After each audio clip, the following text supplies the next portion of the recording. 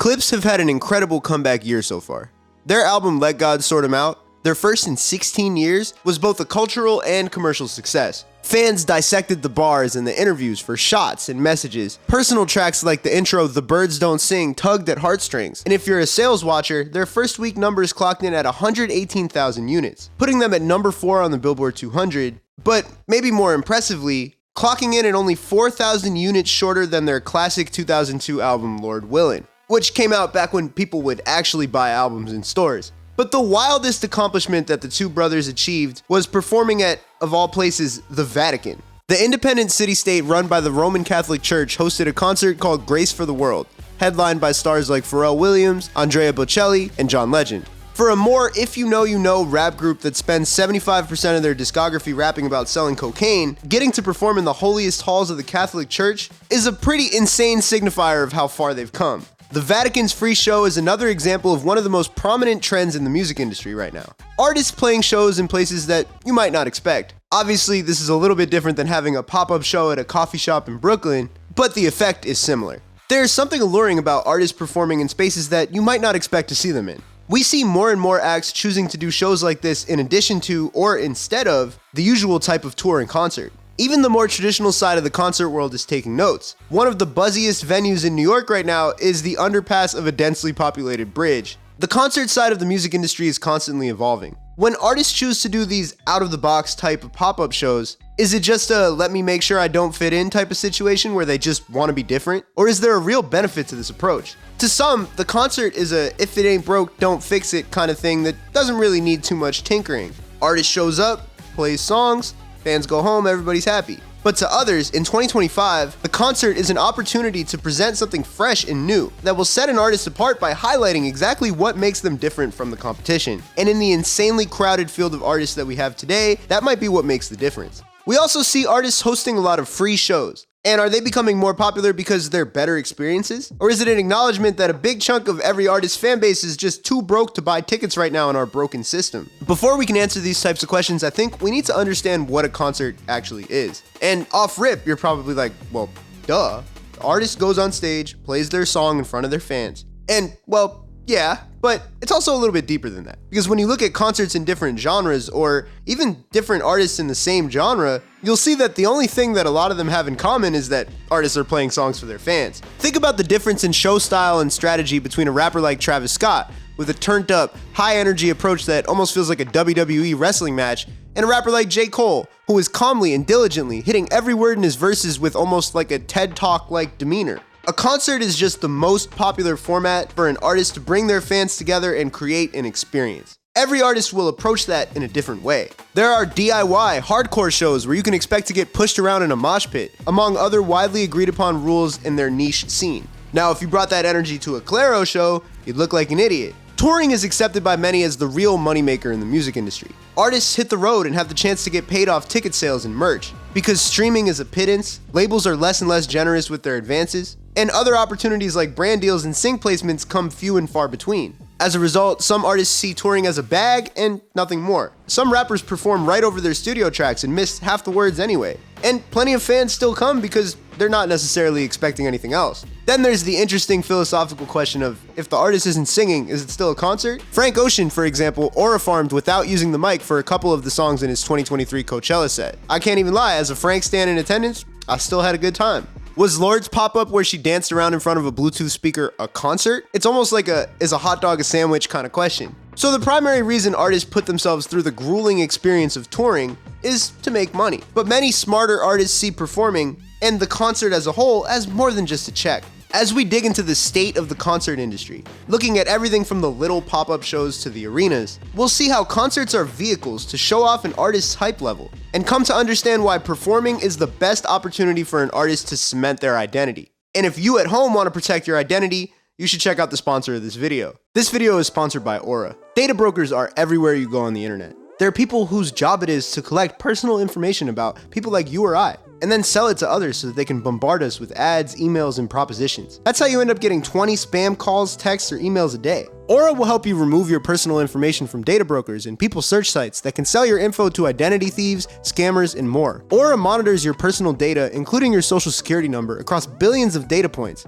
like the dark web and public court records, to alert you about potential identity theft. You'll get notified in minutes when your credit file has been compromised, like if someone tries to open credit cards and loans in your name. This is just scratching the surface of what you can get with Aura. There's Aura VPN, which protects your internet connection with military-grade encryption. There's antivirus services to secure your Android, PC, or Mac from malware, including viruses, spyware, trojans, ransomware, and more. There's a password manager to store your passwords securely and conveniently across apps. And there's a US-based support team available around the clock if anything goes wrong. You can get all of this in one app at one affordable price. I'm not leaving myself or my family vulnerable to data breaches or brokers. And if you don't want to either, you can go to aura.com/HADJI to try 2 weeks for free. That'll be enough time for Aura to figure out if any of your personal data has been exposed. Thanks again to Aura for sponsoring this video. Let's get back into it. For the past few decades, hype in the music industry has been defined by charts and album sales. As a kid, I remember the legendary 2007 battle between Kanye West's Graduation and 50 Cent's Curtis, which had less to do with the quality of the music and more to do with how many copies each of them were going to sell. Graduation ended up winning, and it would have won the quality battle too, let's be real. It really is too bad that Kanye guys stopped making music after 2016 and just disappeared off the face of the earth, huh? In 2007, that battle was being fought on the shelves in stores like Best Buy, Target, and Walmart, with little proxy skirmishes happening in places online like the iTunes store. In the 2010s, the arena shifted further and further digitally, especially once streaming numbers started becoming calculated as sales. Projects like Chance the Rapper's mixtape Coloring Book cracked the Billboard top 10 in album sales without actually being for sale. Then came Bundle Mania, where Travis Scott was selling you motorcycle helmets to increase his first week sales. The advent of modern social media has created an environment where we as fans know way too much about sales data. As a result, fans are now keenly aware of how sales numbers are manipulated and modified. In one of Young Thug's leaked jail calls, he said he spent $50,000 buying streams for Gunna's album DS Forever so that it would beat out The Weeknd's Dawn FM in first week album sales. Recently, people online have been making fun of Cardi B for putting a popular but 5-year-old song WAP on her new album I Am the Drama so it would boost the first week sales. Drake is in the middle of a lawsuit with UMG, alleging that they are running all sorts of pay-for-play schemes. Young Thug could be lying, Drake's lawsuit could get dismissed, but it doesn't really matter.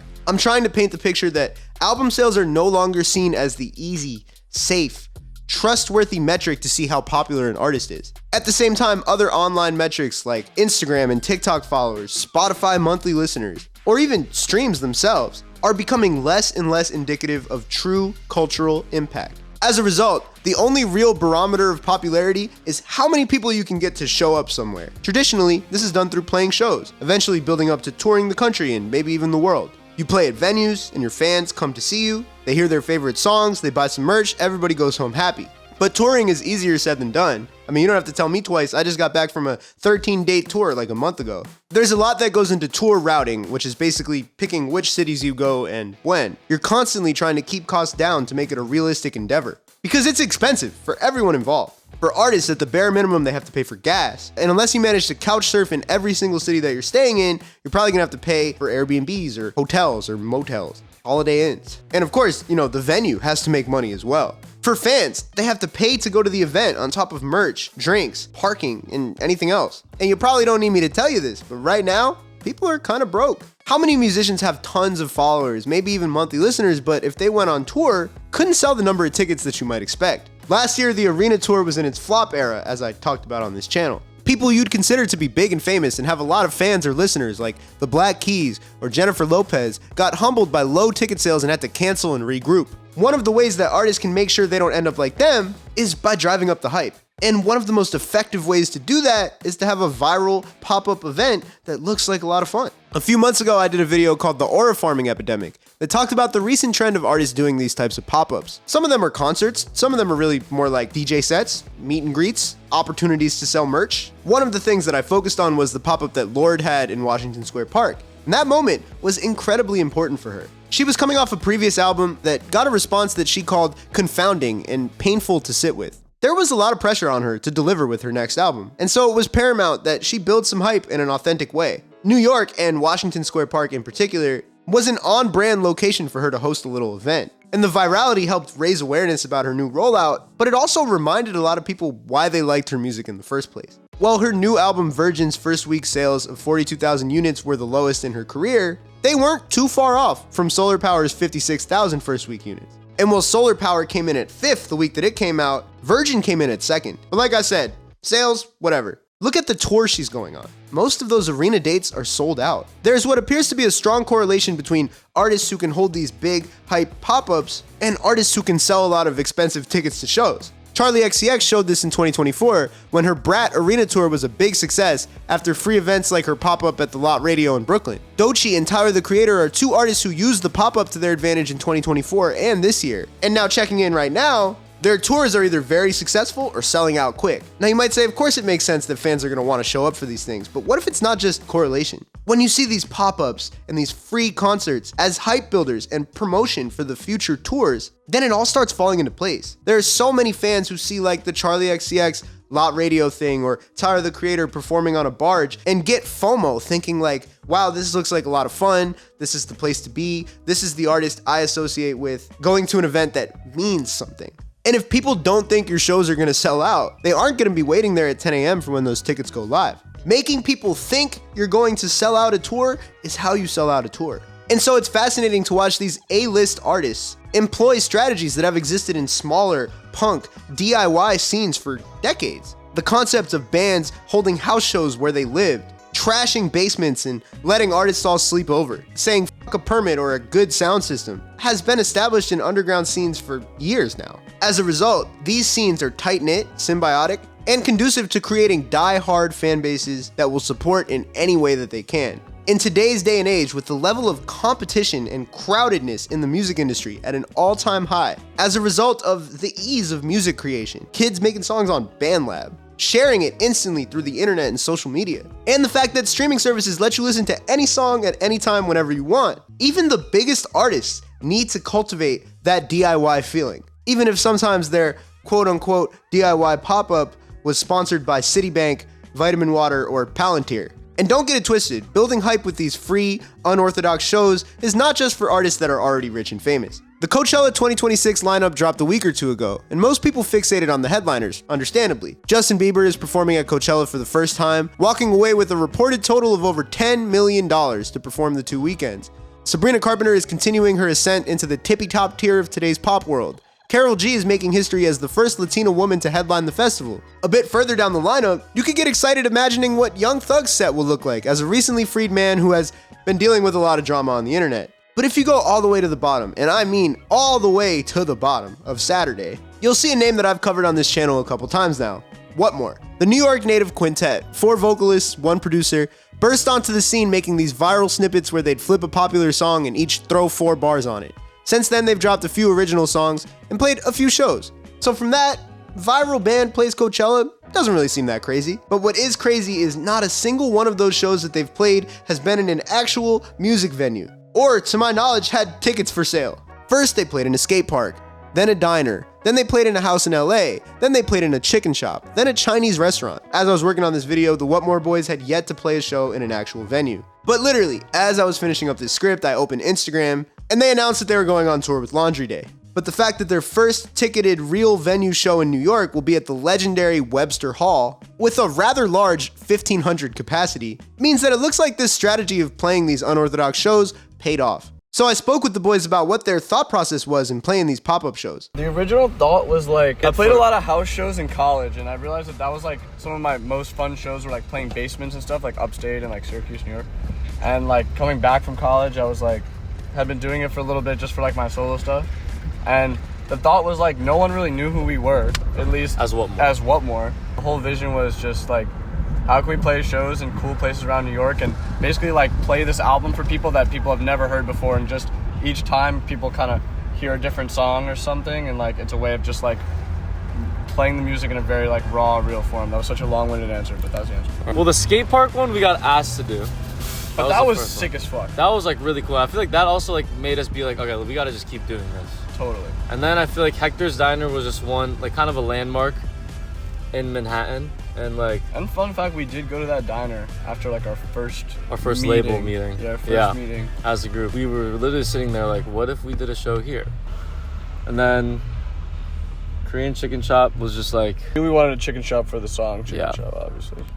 Yeah, all of them have just kind of been like a little random, but also like, does this make sense to us? And yes, so definitely we ran with it. New York. We want to do our own headline What? show, and damn. also our headline tour.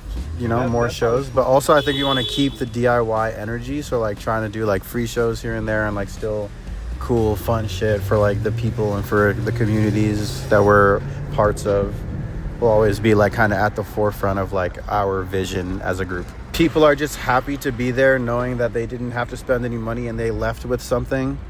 I think it's just like a really good vibe. It makes people feel like they're at a party as opposed to like paying to see a show. Great answer.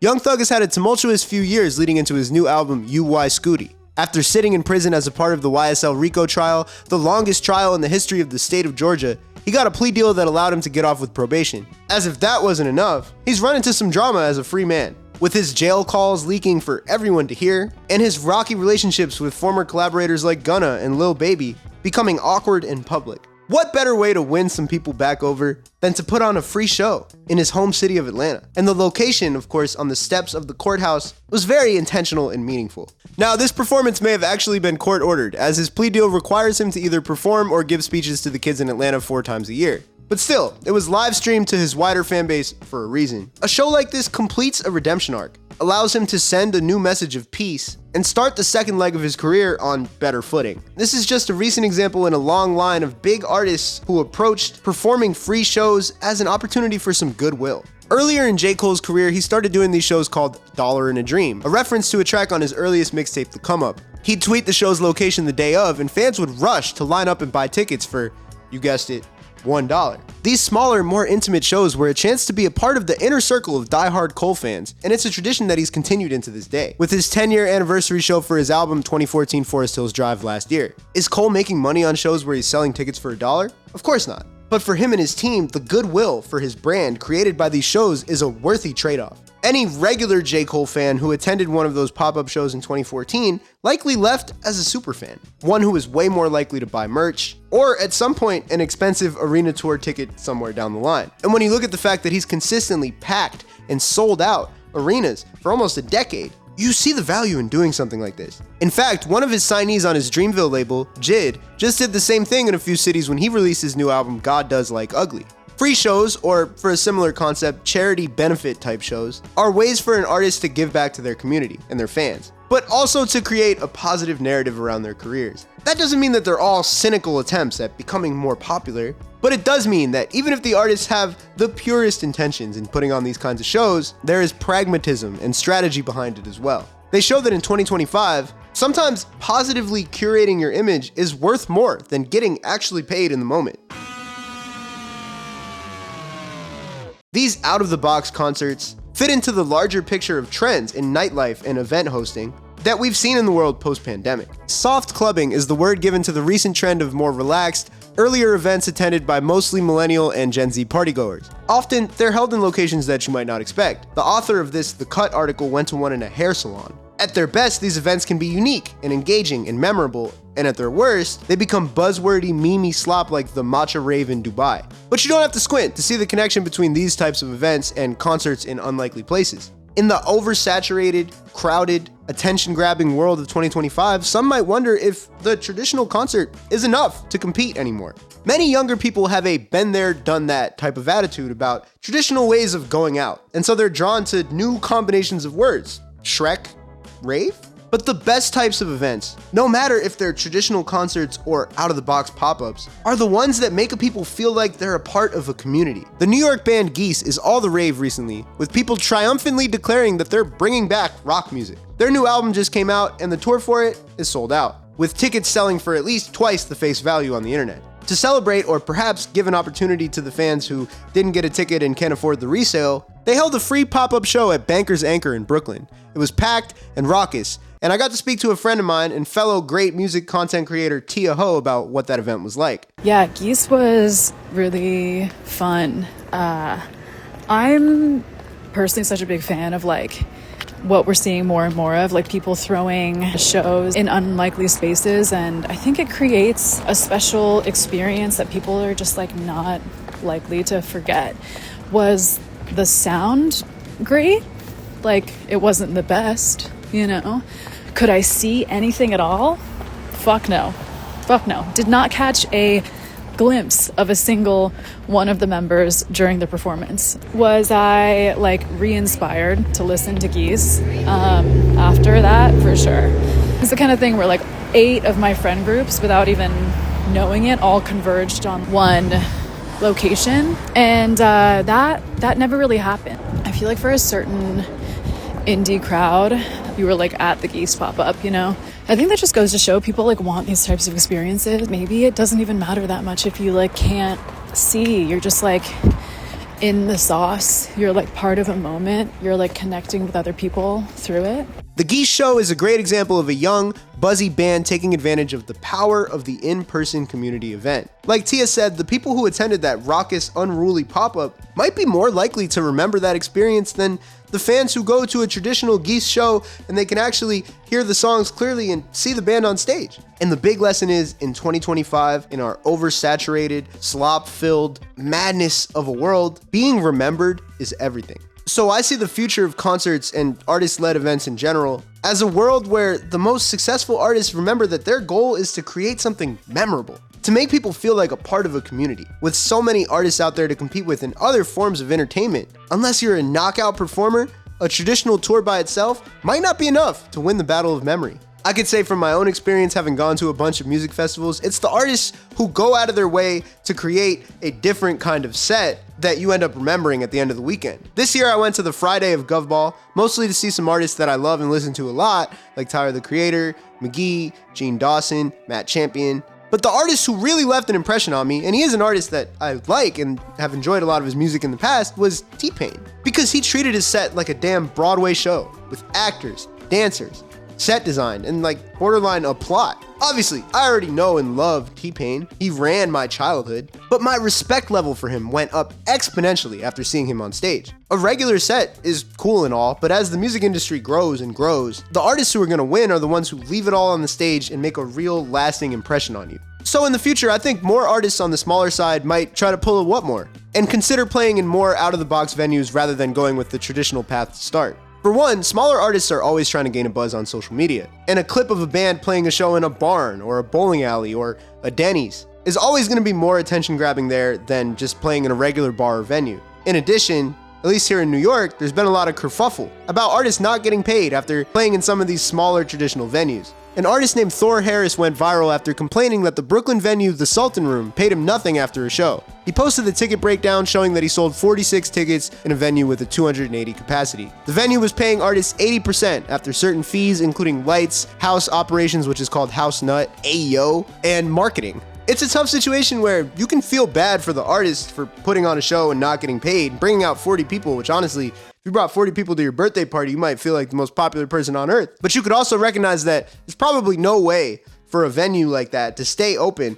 in a popular neighborhood with really expensive rent, bringing 46 people in a night. It's really a situation where we see how tight the margins are for these venues and for these artists. And it makes you wonder if it's a better idea for everyone involved to throw something a little bit more DIY. At the same time, as we talk about the future, there's a couple things that we need to point out. The traditional concert is not going anywhere. It's not threatened by the existence of the pop-up, because not every city on a tour is going to be able to have one of these pop-ups. It's just not realistic for touring artists to do that 15 times on a tour while also playing a show. As a result, these types of events are probably going to lean very heavily in the direction of the most populated cities. As a New Yorker, I recognize my privilege here. Like, I've grown up around these types of things. I remember going to the Golf Wang pop-up when I was like 15 or 16 when the OF Tape Volume 2 came out so that I can get like a little pink cat shirt. I can talk about these types of events all day, but fans in Boise, Idaho might never get to experience them. And those fans are important too. So it'll be up to artists and their teams to figure out how to engage them and make them also feel special.